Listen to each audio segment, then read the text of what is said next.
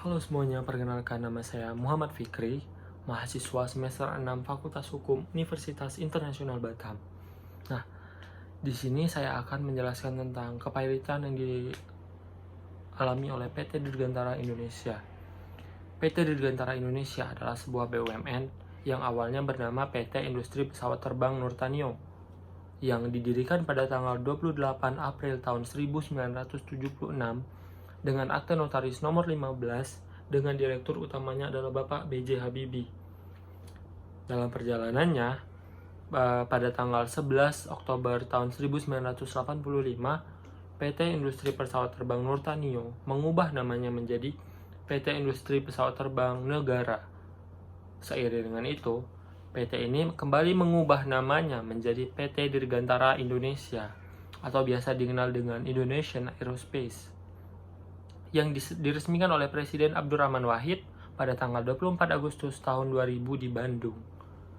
Dalam menjalankan bisnisnya, untuk menyesuaikan dirinya dalam era globalisasi, PT Dirgantara Indonesia ini berusaha terus untuk meningkatkan kinerjanya dengan melalui perbaikan kinerja, melalui perbaikan keuangan perusahaan, serta bisa dikatakan proyeksi penjualan pada periode tahun 2000 hingga tahun 2010 menunjukkan kecenderungan yang meningkat secara signifikan. Nah, sementara itu proyeksi laba dari tahun 2002 mencapai 11 miliar rupiah. Cukup besar. Namun, kemudian sempat turun menjadi 4 miliar rupiah dan setelahnya mengalami kenaikan lagi. Pada fase survival pada tahun 2000 hingga 2003 itu, yang mana mengalami penurunan tadi, pada tahun 2004 hingga tahun 2010, perusahaan ini mampu menghasilkan laba usaha rata-rata sebesar 9,3% dari penjualan. Pada fase survival, perusahaan berada pada tingkat yang kurang sehat. Namun setelah fase tersebut, fase yang tahun tadi, yang mengalami penurunan tadi, PT ini kembali mencapai kategori PT yang sehat, yang terus meningkat dari tahun ke tahunnya, dimulai dari tahun 2004, 2005, dan seterusnya. Hingga pada tahun 2007, tepatnya pada tanggal 4 September tahun 2007, menjadi titik balik bagi PT Dirgantara Indonesia. Karena PT Dirgantara Indonesia ini menerima gugatan oleh beberapa karyawannya. Mengapa mereka menerima gugatan? Karena PT ini sebenarnya menahan hak yang seharusnya diterima, hak yang seharusnya diperoleh oleh para karyawan, yang mana hak itu adalah hak berupa kompensasi serta manfaat pensiun dan jaminan hari tua yang tidak diberikan kepada karyawannya sejak tahun 2003. Nah, pada tanggal 4 September tersebut, mereka telah dinyatakan pilot oleh Hakim Pengadilan Niaga Jakarta Pusat. Tertuang dalam Undang-Undang Nomor 37 Tahun 2004 tentang Kepailitan dan Penundaan Kewajiban Pembayaran Utang pada Pasal 2 Ayat 1, syarat untuk mengajukan kepailitan itu adalah termohon memiliki hutang yang sudah jatuh tempo kepadanya lebih dari 2 kreditur. Namun, apakah proses kepailitan yang diajukan PT Dirgantara sesuai dengan ketentuan di mana perusahaan yang sehat dan punya aktiva besar patut dipailitkan terhadap kreditur yang mempunyai tagihan hutang yang kecil? Memang tagihan hutangnya kecil, tapi di sini mereka menahan hak yang seharusnya diberikan kepada karyawan. Angkanya juga tidak kecil karena karyawannya bukan 1-2 orang. Soal adanya hutang, majelis ini merujuk pada amar putusan Panitia Penyelesaian Perselisihan Perburuhan atau P4 pusat yang menghukum PT Dirgantara Indonesia untuk membayar kewajibannya kepada para buruh. Putusan ini memerintahkan PT Dirgantara Indonesia menyelesaikan pembayaran kompensasi pensiun, kompensasi jaminan hari tua, serta hak-hak karyawan yang lainnya. Pada butir ketiga putusan P4P tadi, dinilai majelis itu belum dinilai oleh majelis bahwa mereka itu belum menjalankan putusan yang dimohon. Sementara itu bukti-bukti yang diajukan oleh PT Dirgantara Indonesia ini, yang mana menurut Hakim Andriani Nurdin, Makassau, dan Hakim Heru Pramono tidak membuktikan kewajiban pembayaran hutang pensiun itu telah dilaksanakan oleh PT Dirgantara Indonesia. Majelis Hakim juga menyinggung argumen sebelumnya yang diajukan oleh PT Dirgantara Indonesia. Nah, kuasa hukum PT Dirgantara Indonesia yang sebelumnya sempat dimintakan dari Jaksa Pengacara Negara berpendapat bahwa yang bisa mengajukan permohonan pilot itu hanya Menteri Keuangan menurutnya. Ada benarnya sebenarnya kalau yang bisa mengajukan kepilotan itu hanya oleh Menteri Keuangan. Namun pada kasus tertentu, di sini PT Dirgantara Indonesia adalah sebuah BUMN yang mana bergerak di bidang publik.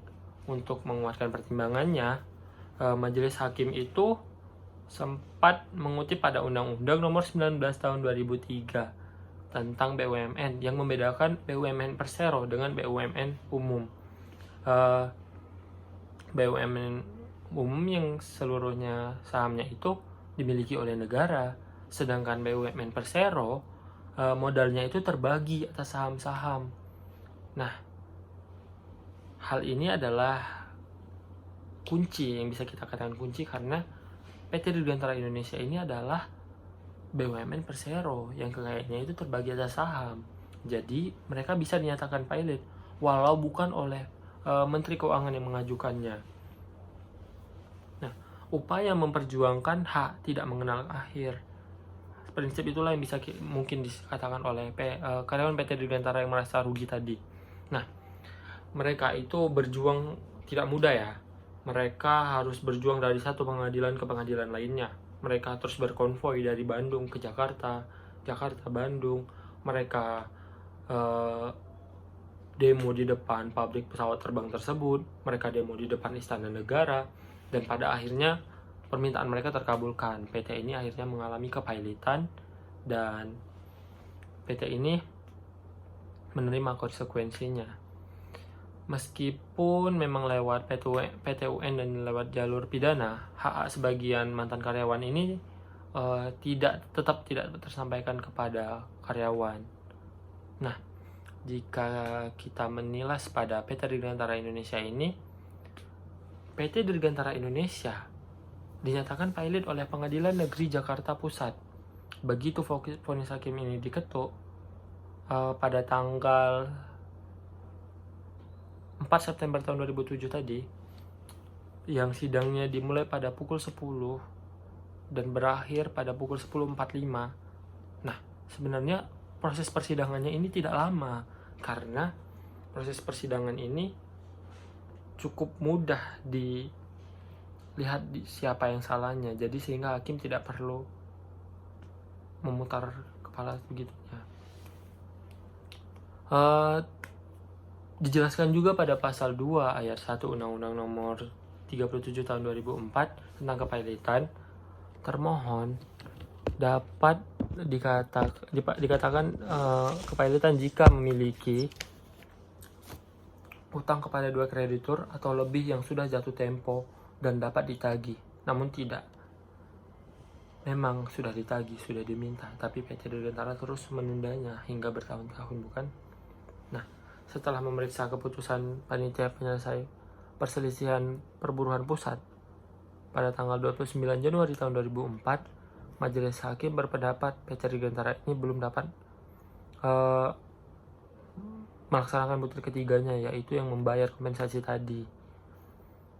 Dan dengan berdasarkan bukti yang diajukan oleh pemohon, yakni surat Depna Kertrans pada tanggal 5 Oktober tahun 2004, menegur termohon untuk segera membayarkan pensiunan dan jaminan hari tua tersebut dalam waktu 30 hari. Nah, namun termohon yang sudah pilot ini harus segera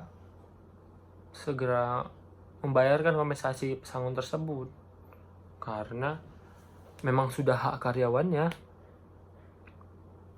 Dan sebaliknya, bukti yang justru mendukung detail permohon bahwa terdapat utang yang jatuh waktu dan dapat ditagih Termohon mendukung dalil pemohon bahwa memang mereka memiliki hutang yang dapat ditagih kepada. Namun, di sini posisinya PT Dirgantara Indonesia itu sudah dinyatakan pilot, sehingga hal tersebut tidak dapat dilakukan. Pada akhir tahun tersebut, PT Dirgantara juga mengajukan dokumen kerja, yang mana dokumen kerja tersebut dokumen dari tahun 2007 hingga tahun 2017. Dan berdasarkan dokumen tersebut menyatakan bahwa PT Dirgantara Indonesia ini adalah objek vital nasional. Tetapi hakim justru menilai dokumen itu hanya estimasi yang tidak didukung oleh sarana dan prasarana serta modal yang baik. Justru dalam dokumen 5 tahun terakhir yang dikeluarkan pada tahun 2006 tersebut, PT Dirgantara Indonesia ini mengalami kerugian sebesar 78 miliar rupiah. Berdasarkan hal itu, maka majelis hakim menilai tidak ada alasan bagi majelis hakim itu untuk mempertahankan eksistensi pemohon. Putusan ini disambut sukacita sekitar 150 anggota SPKK pada masa itu. Nah, jadi kita bisa menyimpulkan di sini ya, sebuah PT yang besar sekalipun bisa tergulingkan, bisa menjatuhkan pilot jika tidak membayarkan hak yang seharusnya dibayarkan kepada para karyawannya. Saya rasa sekian untuk hari ini. Akan saya lanjutkan lagi nih, karena untuk diceritakan seluruhnya hari ini rasanya kurang waktunya. Sekian yang dapat saya sampaikan. Akan saya sampaikan lebih lengkap lagi pada video selanjutnya. Terima kasih.